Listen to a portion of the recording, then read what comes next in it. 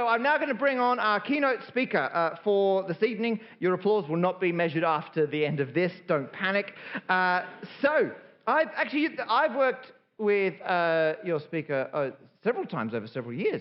Goodness. So you may know them from their fantastic work on the BBC. So they do More or Less on Radio 4, and of which 4 fans are in. There you go. They also have a series on the radio, as well as a book about 50 things which made the modern economy. And they are an economist by trade. So they're various books from Messy to Undercover Economist. And people often can, like, because I do maths, everyone's like, oh, you must love economics. It's got numbers in it. I'm like, no. Very different numbers. It's like, my dad's an accountant. Everyone's like, oh, well, that's where you got your love of maths. I'm like, no, that's where I got my love of adding up carefully. But I do have a great passion for economics, so can you please welcome to the stage your keynote speaker, Tim Harford.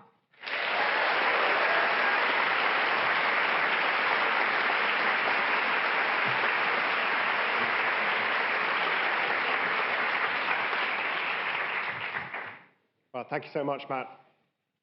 I've been thinking about John Maynard Keynes recently, great economist, invented the word macroeconomics, a beautiful prose stylist, a brilliant investor. He died a millionaire, a great statesman, had the ear of heads of state on both sides of the Atlantic, and prolific, absolutely prolific in bed.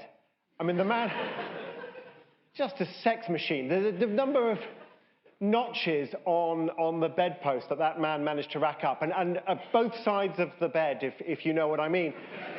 It would make people go weak at the knees. There was a Canadian diplomat called Douglas LePan. I don't know if they ever, I don't know, but he saw Keynes speak, and he wrote, "I am spellbound. This is the most beautiful creature I have ever listened to. Is he a human or from some other realm? There's something mythic and fabulous about him."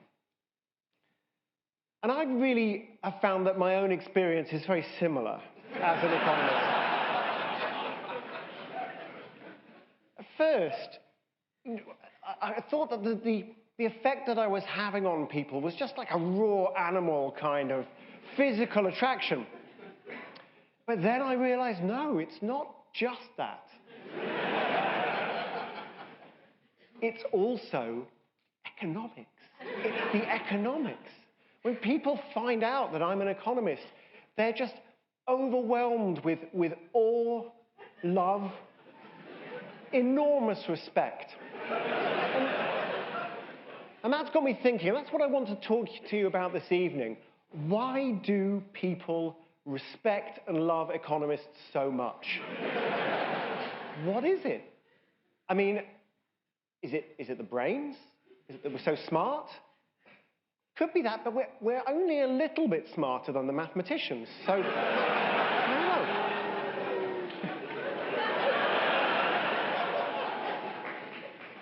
Is it the culture? We're so sophisticated? Yeah, I mean, the poets are sophisticated, and you know, I don't think it's that. Maybe it's because we're very practical people. The chemists are practical, nobody likes them. So, I don't know. And then I realized it is because people have realized that economists have mastered the most powerful force in the universe. I'm not talking about the Infinity Gauntlet, although when you think about it, Thanos is obviously an economist. Yeah?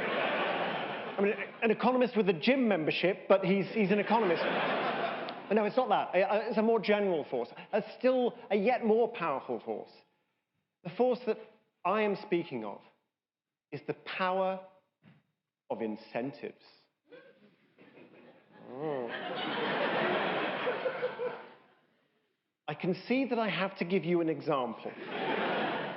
So, about 100 years ago, the French authorities in Hanoi, the colonial power, decided too many rats.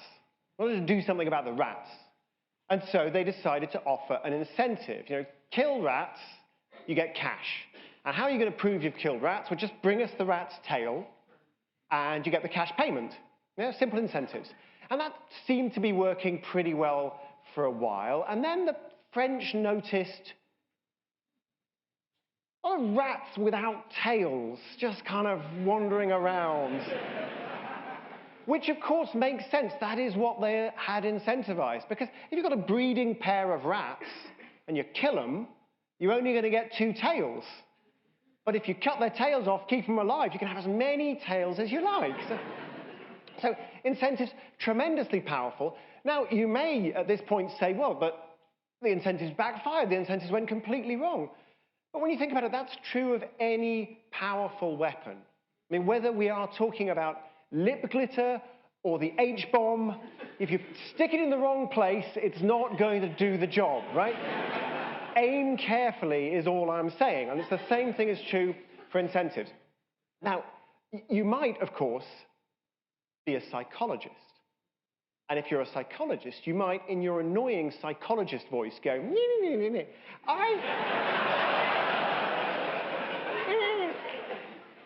something about some paper, some finding that incentives don't motivate people. I've got news for you, psychologists.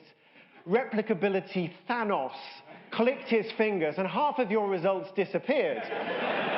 And what is more, we were able to predict which of the results were going to evaporate and which were not. Do you know how we did it? Incentives. We ran a betting market so you could get cash if you predicted which psychological results were bullshit and which ones were going to stand up. And it was very, very highly correlated with the ones that turned out not to replicate. So the power of incentives yet again. Now, of course, you might say, well, there's more to life than money, Tim. There's, you know, you're just talking about finance here. It's so narrow-minded. And I would agree, because people respond to all kinds of incentives, not just financial incentives. And let me give you an example of that. So a few years ago, there was this big kind of moral panic in the US about the teenage oral sex epidemic. So this is true. So people are very worried. Apparently all the teenagers are going around having oral sex with all the other teenagers. And this was thought to be a bad thing. I mean, as far as I'm concerned, none of my business, okay? But a lot of people were worried about this. And so I did what I do, which was to check the data, looked at the data. The Centers for Disease Control have got data on sexual behavior, and I had a look. And the funny thing was, it said that actually teenagers were having less sex and were losing their virginities at a later age. So that seems contradictory. And then I realized, no. What is going on here is regular sex has become riskier. You've got more knowledge about HIV. You've got the spread of drug-resistant gonorrhea. You've got a systematic attempt to suppress the reproductive rights of women in the United States. We got very serious there for a second. All of these things make regular sex a riskier endeavor. And so, I mean, it's like the price of Coke goes up, you switch to drinking Pepsi, right? The risk of regular sex goes up, you switch to oral sex. You know, it's just perfectly normal substitution. I realized I did just say that Coke was regular sex. Pepsi was oral sex. The Pepsi generation, yes. So yeah, people respond to incentives. And by now, I'm sure you are in agreement with me that this force that we economists uniquely understand, this force is incredibly powerful. But you're probably wondering just how powerful, just what can incentives achieve? Well, you may be familiar with a phrase from Gone with the Wind, Margaret Mitchell's classic novel. Death, taxes, and childbirth. There's never a convenient time for any of them. Well, is that true? Turns out the Australian government implemented a policy a few years back which allowed us to test the hypothesis. So they announced in May 2004 that any baby born on or after the 1st of July 2004 would earn the mother a cash bonus, like a tax incentive, 3,000 Australian dollars. This is about 6 weeks' notice. You've got to admit that sounds like an incentive, to hang on. And a few people did say, are you sure that this policy is wise? But the Australian health minister said, look, no woman is going to risk the health of her baby. No Australian woman is going to risk the health of her baby for a mere 3,000 Australian dollars. So a funny thing happened to the birth rate in Australia in late June 2004. It just started to fall and fall and fall. And then, midnight, all the babies start to appear. And it's literally, the birth rate doubled.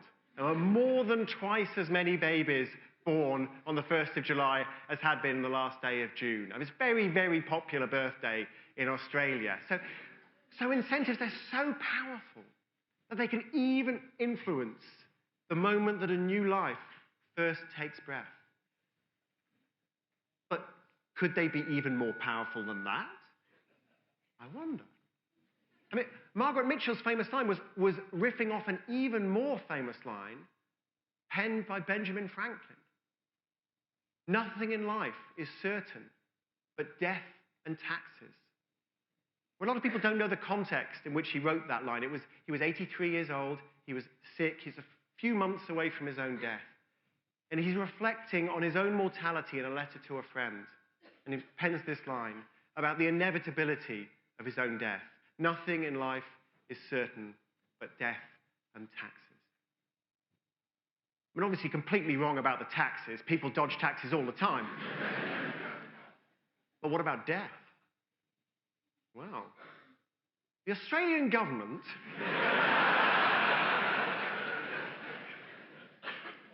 this is going to sound familiar. So, early in 1979, they announced that on the 1st of July 1979, inheritance tax would be abolished.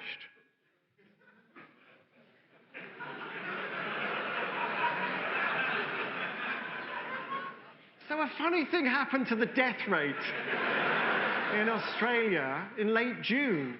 The death rate started to fall. The flow of bodies from the nursing home to the mortuary was drying up. And then, midnight, 1st of July, they all start showing up. So a couple of economists looked at this and they concluded that half of the people in Australia who could have skipped out on inheritance tax by dying 2 weeks later did.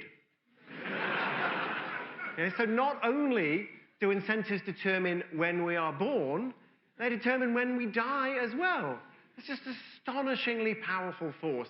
And we economists, we alone, understand and have mastered this force. And I think that perhaps accounts for our unbelievable popularity and the very high regard in which we are universally held. That is my hypothesis. But I felt there was one further demonstration I could give you of the power of incentives. So I have here signed copies of my books. I'll be signing more later. Signed copies of my books, 50 Things That Made the Modern Economy, and Messy. And my plan was to give a signed copy to whoever stopped clapping last. At the end of this...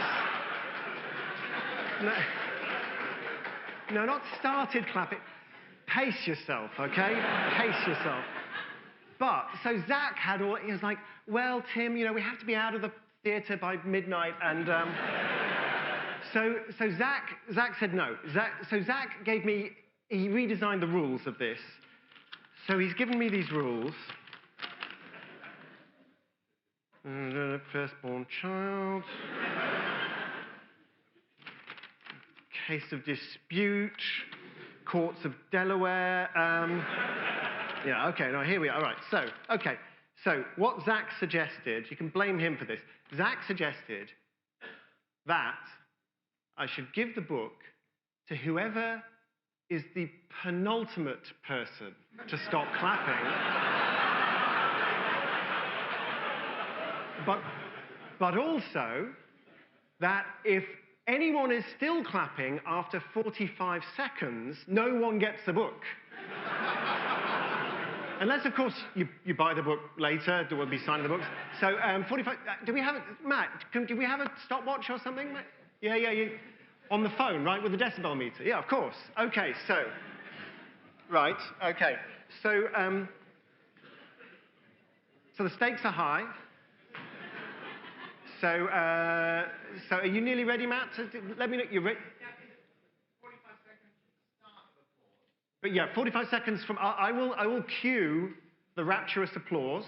Boom. Yeah, and then, and I know you would just naturally all just keep going all night, but so the penultimate person to stop clapping gets the book, but no one gets a book if people are still clapping after 45 seconds, right? Okay. Okay. Sorry? Nobody Nobody clapped. clapped. So good. Good, thank you very much. We're off. Go, we're going. Yeah.